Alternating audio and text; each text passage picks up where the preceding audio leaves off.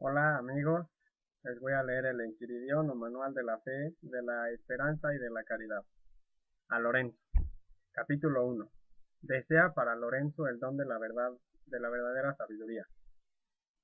No puedo explicar, amadísimo hijo Lorenzo, cuánto me agrada tu erudición y qué deseo tan grande tengo de que seas sabio. No del número de aquellos de quienes está escrito, ¿dónde está el sabio? ¿Dónde el letrado? ¿Dónde el disputador de las cosas de este mundo? ¿No ha hecho Dios necedad la sabiduría de este mundo?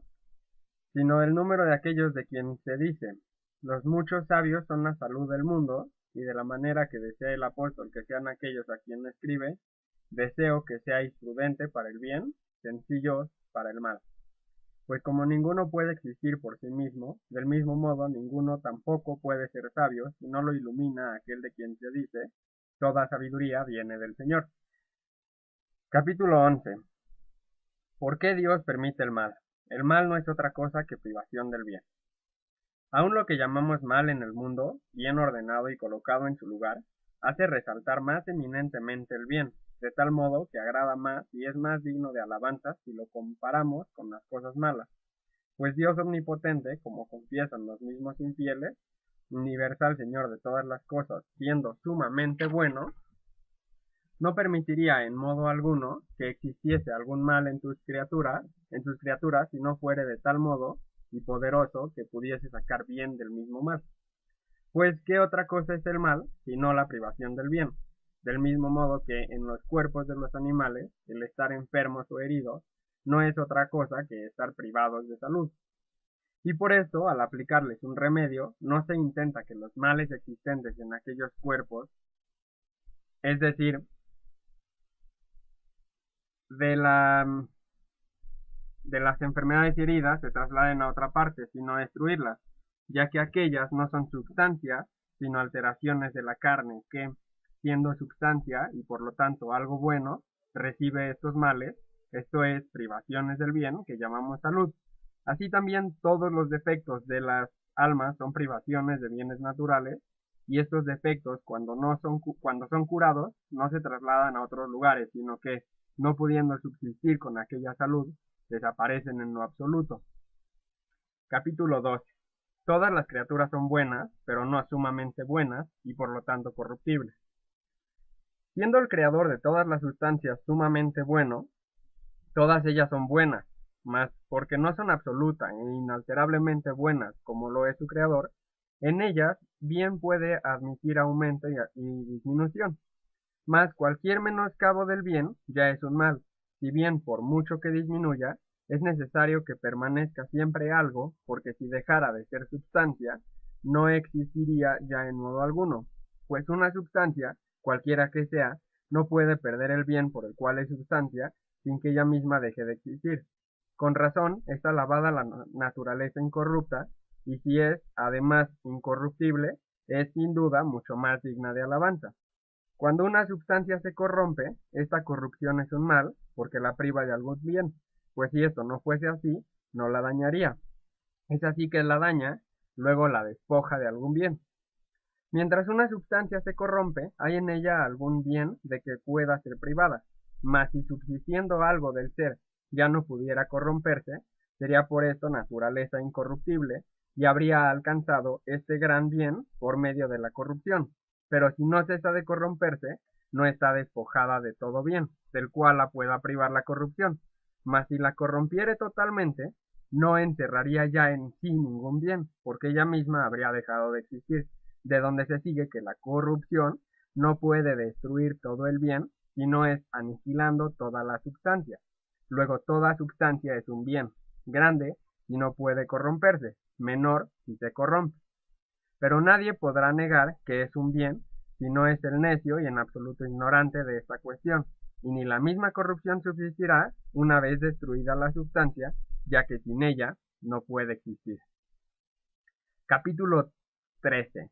Ningún mal existiría sin el bien.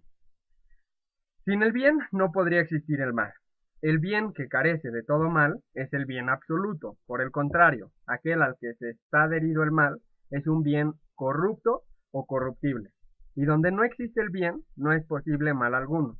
De aquí se deduce una extraña conclusión, que siendo toda substancia en cuanto tal un bien, parece que cuando a la sustancia corrompida se la denomina mala, se afirma que el mal es el mismo que el bien, y que el mal no existe sino cuanto existe el bien, pues toda naturaleza es un bien, y no existiría cosa mala alguna si esa misma cosa que es mala no fuese sustancia, de donde se sigue que no se da el mal sin el bien, y aunque esto parezca absurdo, sin embargo, la trabazón de este razonamiento existe necesariamente esta conclusión. Debemos evitar que recaiga sobre nosotros aquella sentencia profética. Hay de los que al mal llaman bien y al bien mal, que de la luz hacen tinieblas y de las tinieblas luz, y dan lo amargo por dulce y lo dulce por amargo. Y sin embargo el Señor dice, el mal hombre de su mal tesoro saca cosas malas. Y siendo una substancia el hombre, ¿qué otra cosa es el hombre malo sino mala naturaleza? Finalmente, si el hombre es algún bien, ya que es sustancia, ¿qué es el hombre malo sino un bien malo? Distinguiendo, sin embargo, estas dos cosas vemos que no es malo porque es hombre, ni bueno porque es perverso, sino bueno porque es hombre y malo por perverso.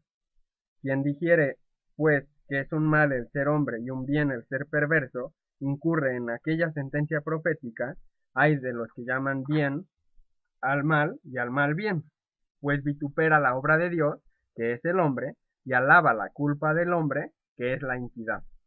En conclusión, toda sustancia, por más que sea viciosa, en cuanto es substancia, es buena, en cuanto es defectuosa, es mala. Capítulo 23. Las cosas buenas son efecto de la bondad de Dios, las malas de la deficiencia de la voluntad del hombre o del ángel. Expuestas estas cosas, según nos ha permitido la brevedad de este tratado, y puesto que nos es necesario conocer las causas de las cosas buenas y malas, cuanto nos interesa saber para el camino que nos conduce al cielo, donde se halla la vida sin muerte, la verdad sin error, la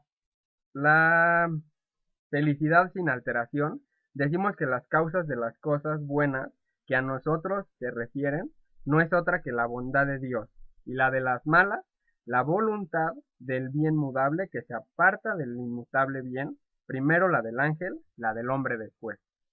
Capítulo 24. Las causas secundarias de los males son la ignorancia y la concupiscencia.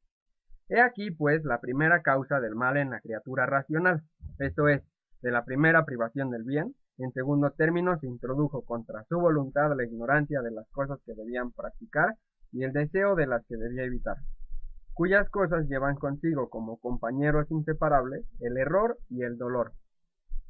Y cuando estos dos males se perciben como inminentes, el movimiento del ánimo que trata de evitarlos se denomina miedo. Una vez que el alma alcanza lo que desea, aunque sea pernicioso y vano, al no darse cuenta de ello debido al error, es vencida por el mal sano deleite y también excitada por la vana alegría. De esta especie de fuentes de enfermedades, no precisamente fuentes de abundancia, sino de indigencia, nacen todas las miserias de la naturaleza racional. Capítulo 25. Penas impuestas al pecado. Sin embargo, la naturaleza racional no perdió a causa de estos males el apetito de la felicidad.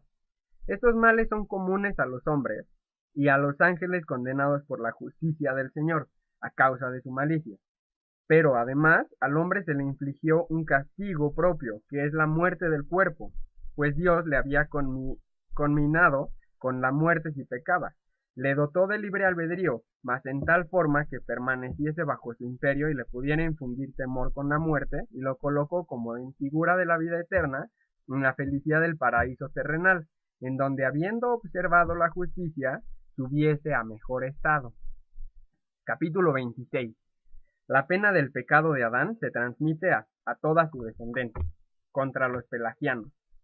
Desterrado del paraíso después del pecado, ligo con la pena de muerte y condenación también a su descendencia, que había viciado al pecar en sí mismo como en raíz, de tal modo que todo descendiente que naciese por concupiscencia carnal de él y de su mujer, juntamente condenada y por quien había pecado, y en cuya concupiscencia había sido fijada igual pena de desobediencia, contrajese el pecado original, que le había de conducir por diversos errores y dolores al eterno suplicio, juntamente con los ángeles desertores, corruptores, dominadores y compañeros suyos. Así, por un hombre entró el pecado en el mundo, y por el pecado la muerte, y de este modo pasó a todos los hombres, pues todos en él habían pecado. Llamó en este lugar el apóstol mundo a todo el género humano. Capítulo 27. Estado del hombre después del pecado de Adán. Su reparación es obra de la exclusiva misericordia de Dios. Esto era pues su situación. Toda la masa condenada del género humano yacía sumida en toda muerte de males, o por mejor decir, anegada y se precipitaba del mal en mal, y unida a los ángeles rebeldes, expiaba su impía deserción con justísimas penas. Todo lo que los malos hacen con gusto, arrastrados por la ciega e indómita concupiscencia, debe atribuirse a la justa indagación de Dios, y del mismo modo, todo aquello que mal de su grado sufren ya por los ocultos o manifiestos castigos de Dios, con todo, la bondad del Creador no cesa de vivificar y dar fuerza constantemente a los ángeles perversos, pues si de este concurso se les privara, perecerían.